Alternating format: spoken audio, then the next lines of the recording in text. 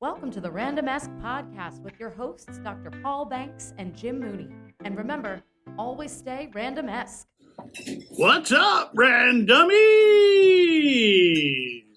Yes, welcome to the Randumbesque Podcast, where we say, always stay Randumbesque. We're your hosts, Jim and Paul. Hey, we're out in the wild today. We're out at the Stagehouse Restaurant in Scotch Plains, New Jersey. And today we have a very special edition of the Randumbesque Podcast where we are going to do a salute to veterans again. And I am actually here on my own today. Paul was not able to join me today at the Rotary International Fanwood-Scotch Plains chapter. And what do we say about that? It's the greatest club in the universe. That's right. So we, I've been a member here for 6+ years. So let's give a hand out. You guys can clap for that. That's okay. We have a lot of people in the room today. So I've asked the room to keep it down a little today. I don't normally ask that, but so many people. And we have a lot of veterans in the room, too, that are our guests today. So thank you for all that you've done. And I learned on the other podcast that we did that we should say welcome home to the veterans because they'd never hear that. So welcome home. And we do appreciate all that you've done for this beautiful country of ours, the United States of America. And, today I'm going to have a conversation here with my friend over here, Michael Boll, who is the founder and director of the New Jersey Veterans Network. So again, I want to thank Scotch Plains Rotary and the Stagehouse for hosting us today. And on with the shoe.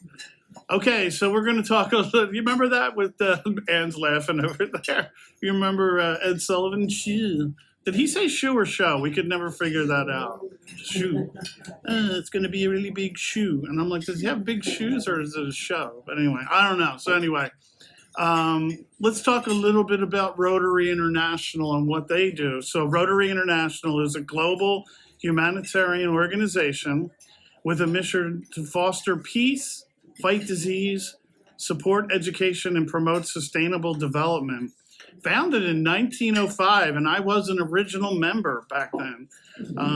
Rotary has grown into a worldwide network of 1.2 million members. And we just happen to be in the greatest club in the universe here in Scotch Plains, Fanwood.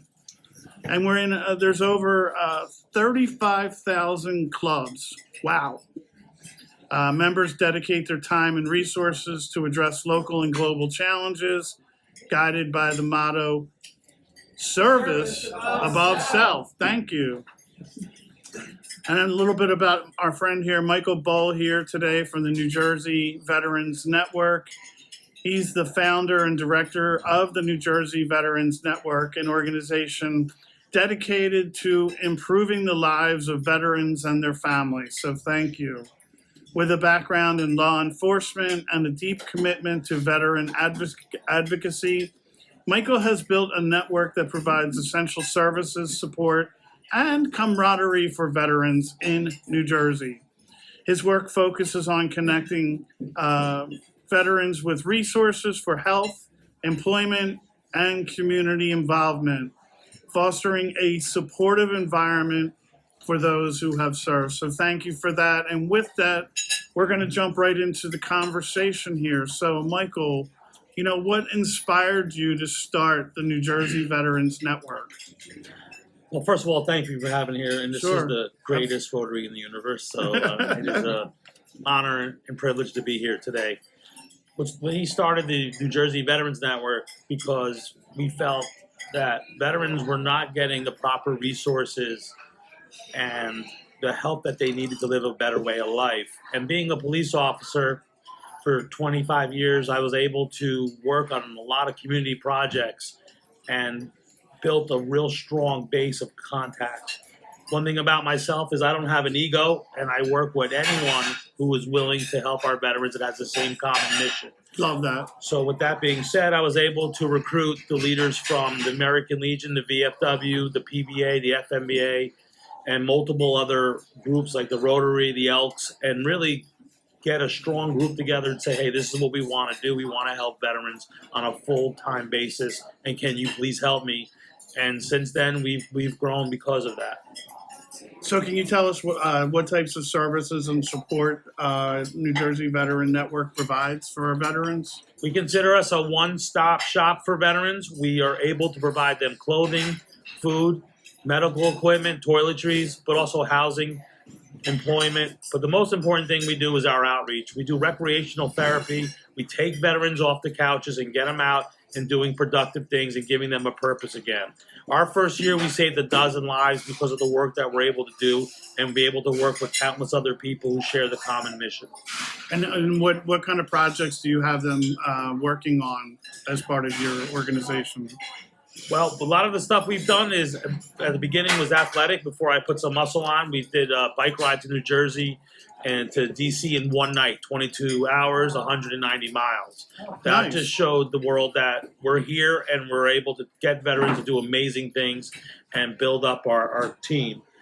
Since then, we've done a lot of endurance races, but also we've done things like fishing trips. Oh, wow. I like that. Right, fishing, movies, anything that'll get them outside. Paintball, we really think outside the box. Oh, paintball. That's Right. That's probably fun. Yeah. And like last Saturday or Sunday, we went to the Jet game and we're on the field. So we were able to really use our resources and connections to help our veterans. Everything goes directly to our veterans. We're all volunteers. Yeah, that was a beautiful salute to the veterans that they did it. I was at the Jet game, unfortunately, not because of the veteran part, because of the score part and the fact that they can't seem to win, but whatever. We had a couple other veterans groups on earlier in the month of November. The Irreverent Warriors and the New Jersey Warriors ice hockey team, who's affiliated with the Devils, both veteran groups, both working toward, in their cases, veterans and prevention of suicide. But I like how you incorporate in the athletic part, because both of those organizations do the same. The Irreverent Warriors do silky hikes through major towns. They wear their silkies, basically boxers, and they march through towns. And then obviously the Warriors hockey team, they play on ice, So I like that you're incorporating, bike riding or hiking, or I really like that fishing part. That sounds like the most Right, fun. and we sponsored both of those charities at multiple events. Oh, you did? Oh, So I great. know both of Oh, them. awesome. Oh, yeah, really good people that we spoke with, Mark Herzog Mark, yes. and Ted Curtin. And he's actually a boxing coach as well. Oh, he is? Yeah. Oh, he didn't bring that up. If we met in person, he might have punched me in the head. That's probably why. What challenges do you face most commonly in your experience at the New Jersey Veterans Network? One of the biggest problems is veterans who are right on the cusp of losing their homes, and because of the PTSD, it's underreported. 40% of veterans that come home are diagnosed with PTSD, but we know that number is a lot higher. And because of that, veterans that do come home are not getting the help. They're afraid to go to the VA. They're afraid to share their problems with their families, but also other people that have been in the military with them. And that's why we have an epidemic. The report is 22 veterans a day taking their lives, but we believe from current resources that it's 44 a day. So the number is definitely has soared to a point where it's an epidemic, and we need to do more about it. And I think that the outreach, the recreational therapy is the answer, because when you have someone like the AA sponsorship, mentorship, showing someone you care and love them, that will pull them out of the crisis and provide them the care that they need. And we need to really focus more energy on the recreational therapy and the peer support because of that. This is not going to go away. This is just going to get worse if we sit idle and continue doing the same programs and the same things that we've been doing in the past. Yeah, and on the housing side of things, we actually have a good friend of the show, Joe Midnack, who over in Westfield is building. He's using the American Legion to rebuild homes, housing for veterans that he's raising money for. So Right. love hearing that side of it too. everybody's trying to help, right? I mean, we're trying to help the veterans as much as possible. All these organizations are fantastic. So, you have a 25-year background in law enforcement. So, how did that influence your approach to veteran support? Being a police officer, I was boots on the ground. I was able to see this problem firsthand and actually do something about it because of the network that we built prior to starting the charity. Just being able to call other police departments, the fire departments, prosecutor's office, and really building relationships and saying, hey, we could do this on a bigger scale. And that's why we started the charity and went right to the top organizations and said, hey, we're doing this and we need your help. And not one person's ever turned us down. Where were you? What town did you work The Township in? of Union, I was a police sergeant. Oh, there. in Union. Yes. A sergeant. Okay. That's awesome. Thank you for that service too. And you talk about partnerships. So like what partnerships have been most impactful for the New Jersey Veterans Network? Common sense would say all the military organizations, but I've had a relationship with Rotary for years. Probably one of the first group to jump on board. Thank you, Ann. And is the reason why I'm here. I can tell you that much. She's awesome. But it's like that. And then Ann got me introduced to the Unico. But then I met other organizations, Knights of Columbus, Elks. And unfortunately, all these groups, the American Legion, the VFW, are losing membership and interest. So we call it the 10% rule. We're trying to build that up with volunteers. It's very hard. And it's nice to see a room filled like this. A lot of these organizations can't do that. So when you ask for help, you're not expecting a lot of people from those organizations coming. So you reach out to multiple organizations. However, the volunteers that come to our events are dedicated and committed and will stay and do whatever it's needed to help our veterans. So we're very fortunate to know that there's a lot of organizations out there that we can contact that are non-veteran as well. I'm just going to say one thing, I could talk all day, but please do. Volunteers in this country are overlooked. We are the most important demographic when it comes to crises. Hurricanes, anything that's a natural disaster, the first people to go, boots on the ground, are volunteers. We can't wait for government. If we did, we wouldn't even have these things solved. It's always the volunteers that step up and make a difference, and they're not utilized properly. I've been in multiple meetings with the governor's office and legislators saying and begging and saying, train the volunteers to do this because we have more at stake. We care more than your employees. Don't take it personal, but we're here to help. Use us. And they always say something as if we're going to do better and we're going to get better staff. I go, well, when's that going to happen? It's just a cycle that's going to continue if we don't step up and allow our volunteers to get involved more and do more. So don't quit if you're a volunteer. That's a great point. And that's a really great point about the volunteers because you don't hear enough about them, right? We should be thanking them as well. And what are some success stories you can share from the network that stand out to you? Having a veteran trying to kill himself and now having that veteran talk to people is exactly what we do. Okay. I will brag. If everyone has seen George Santos, the congressman, George Santos was under the name of Anthony DeVolder and tried to steal money from a veteran and his service dog. That's the second person who I personally am a mentor to. And we were able to get George Santos out of office and play a role in that.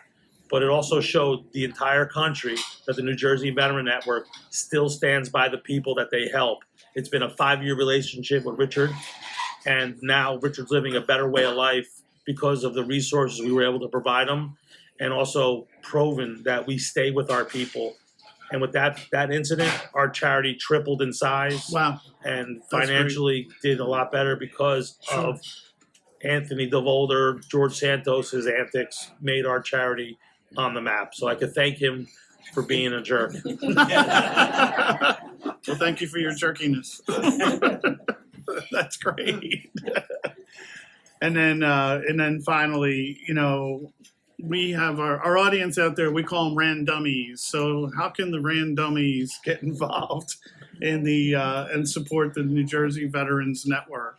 and the Rotarians here and veterans in the room as well. Our charity is constantly doing events. We feel that this is the way to save people's lives. We have mailers. People can go on our website, send out for events, and have volunteers come. We never turn any volunteers down. And we're able to do our events because of the volunteers, and we know that. Anyone can join our team. You can go on our website. Our emails are there, and you can call me personally. I'll give my card to every member here before I leave. And if they want to join and get on our mailer, that'd be wonderful. I love it. Thank you. And then exactly, what's the website or email? What give a and we'll shout out to our charity. Yeah, and we'll put it up on. Bridget will super it on the screen as well when we edit this in post production. So. Very easy. It's njvn.org. You can actually manipulate through the website and get to our email section. You can also donate. Money goes directly to our veterans. We're all volunteers. But also, that's how you get in touch with us. But you can call me directly at 973-332-1556. Like I said, we really are fortunate to have groups like this step up and invite us out there and get the word out. We don't want any more veterans taking their lives.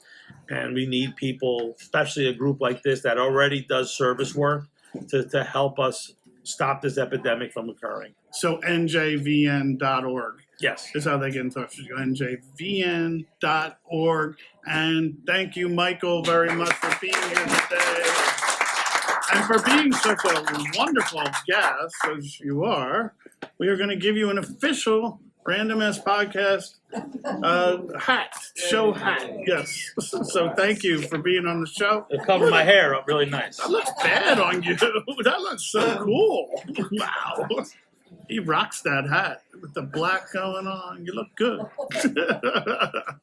Anyway, we're gonna thank everybody today. So again, thanks to the Scotch Plains, Rotary, and Stagehouse. Thank you for hosting us today. Again, I want to thank Michael Boll. It's njvn.org. You can get in touch with him, the founder and director of the New Jersey Veterans Network. And to our fantastic Randumbesque team. It doesn't just happen with Paul and I. We have a team behind us. So we have producer Ange Mooney, production and editing, my niece Bridget Hanlon, and Seamus Mooney, my son. So Ange and Seamus are the producers. They're my daughter-in-law and my son, and then Bridget does the editing. So thank you for all you do for us. And, if you want to catch us, we're out on Spotify. And when you go out to Spotify and find us, just hit follow, please, and follow us. That's how we know how many people are following us. So in a good way for once, right? So anyway, and for Paul and I, where we like to say, hey, Randummies, always stay Randumbesque. It was very random meeting you. And now you're part of our lives, the Random family. Thank you again, everybody. Thank you. This is great. Thank you so much. Thanks, Susan. Thank you. Have a topic you would like the Randumbesque Podcast to discuss randomly? Please email us at randumbesque@gmail.com. That's RANDUMBESQUE@gmail.com. This has been the Randumbesque Podcast, produced by Moonrock LLC. And remember, always stay Randumbesque.